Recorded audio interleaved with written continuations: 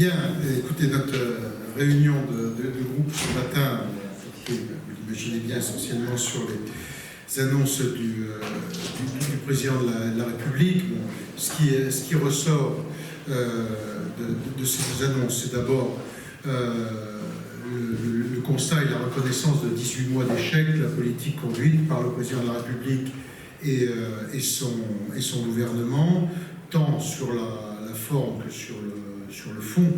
Sur la forme, tout ce qui est autour de l'arrogance à la fois du président, mais aussi de beaucoup de ses ministres, sur l'agressivité gratuite et sur le fond, sur l'erreur de la politique conduite pendant ces 18 mois. C'est d'ailleurs un des aveux cinglants pour son gouvernement. Et c'est aujourd'hui, je pense, un vrai sujet qui va se poser à la tête de l'exécutif, parce que jamais un gouvernement n'a été remis en cause d'une manière aussi frontale par un président. Si on prend les déclarations des précédents présidents.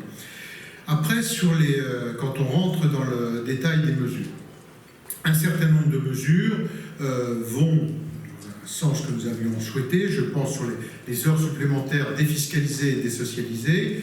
C'est une mesure que nous réclamons depuis plus de 6 ans. Et depuis qu'elle a été supprimée par François Hollande, à chaque budget, nous demandons est-ce qu'elle soit rétablie, mais dans son intégralité, c'est-à-dire avec la CSG et la CRDS. Donc on va voir comment elle va se mettre en application.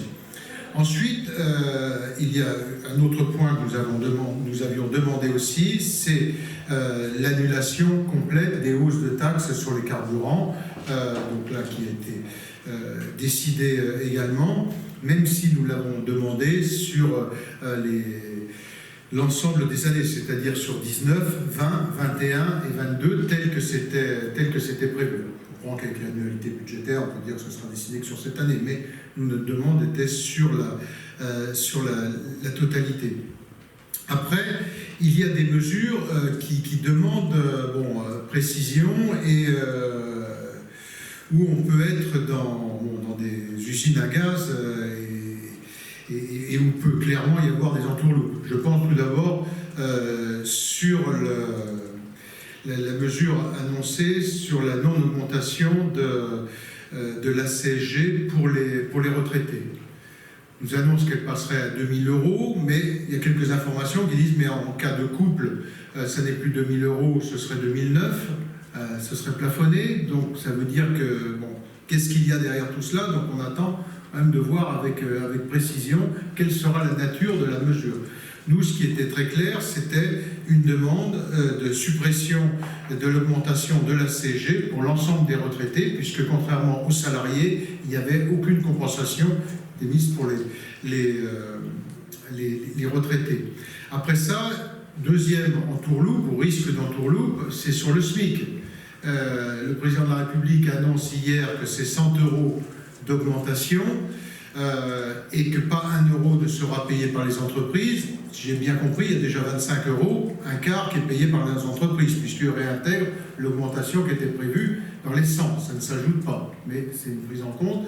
Ensuite, sur le reste, c'est prise sur la prime d'activité, laquelle prime d'activité est sujet à un encadrement avec la familiarisation de cette prime. Donc on voit bien qu'il y a des gens qui vont en bénéficier, d'autres qui ne vont pas en bénéficier.